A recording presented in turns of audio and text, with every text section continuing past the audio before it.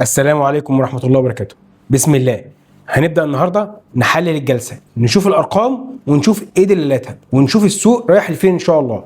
وهقول لك في آخر الحلقة على برز أسهم ممكن تشتغل. 53400 تقريبا إغلاق التلاتيني، تراجع ما يخوفكش خالص طول ما احنا فوق ال 53000. السوق زي الفل. 17800 تقريبا السبعيني قمة تاريخية جديدة، وده ضوء أخضر إن ما زال السوق زي الفل. السيوله حوالي 10 مليار، السيوله جيده بالنسبه لاول يوم تداول، بالنسبه للاجانب لسه ما دخلوش. ايه اللي حصل النهارده وليه السوق تراجع؟ النهارده الصناديق المصريه كانت صافي بيع، عملت جني ارباح لان هي كانت شايله السوق فابتدت تبيع، ابتدت تسلم السوق للصناديق الاجنبيه.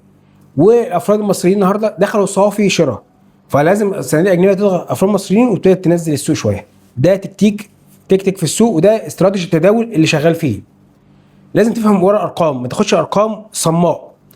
النهارده هنشوف ان الصناديق الاجنبيه شالت السوق. اسهم القروش ابتدت ترجع تاني، ده بان لك في مطورون العرب، بريميوم هيلث كير، اسباير، نهر الخير، كوبر، كذا سهم اتحركوا، وده دوره جديده لاسهم القروش. النهارده السيوله اتسحبت وارتكزت في اسهم البتروكيماويات على راسهم ابو قير وكيما، وهيبان النتيجه دي ان شاء الله في الاسبوع ده في الغالب او الاسبوع القادم على اقصى تقدير باذن الله. هنلاقي النهارده معظم سيوله السوق راحت لسهمين كبار، سهم القلعه اللي لسه بقول لك عليه ان هو لسه ممتاز، وسهم طلعت مصطفى.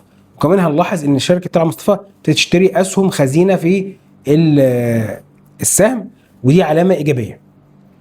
النهارده هنلاقي ان القطاع الصحي دخل فيه سيوله، وقطاع العقارات دخل فيه سيوله جيده جدا. هنلاقي زهراء المعادي، السودك، و اوراسكوم تنميه. السيوله مش لازم تدخل تجري على طول السهم، الناس بتدخل تشتري الكميه اللي هم عايزينها وبعدين يتحركوا بالسهم في التوقيت اللي هم محددينه. النهارده ابرز قطاعات دخلت فيها السيوله: قطاع العقاري، خدمات ماليه غير مصرفيه، وقطاع مواد البناء والتعمير، وقطاع البنوك والبتروكيماويات دخل فيهم السيوله في اخر الجلسه. ايه ابرز اسهم ممكن تشتغل بكره ان شاء الله؟ قبل ما اقول لك الاسماء الاسهم، هقول لك ان دي مش توصيه للبيع ولا الشراء، دي وجهه نظر شخصيه فقط لا غير وتحليلي. شايف ان شاء الله ماكرو جروب، نهر الخير، والمطورون العرب، والشمس، وراسكم تنميه، 5 اسهم ان شاء الله يشتغلوا ايجابيا بكره. لو وصلت لحد هنا اعمل حاجتين: اول حاجه بص في التعليقات عشان تعرف روابط التسجيل معانا وازاي تقدر تشتغل معانا باذن الله.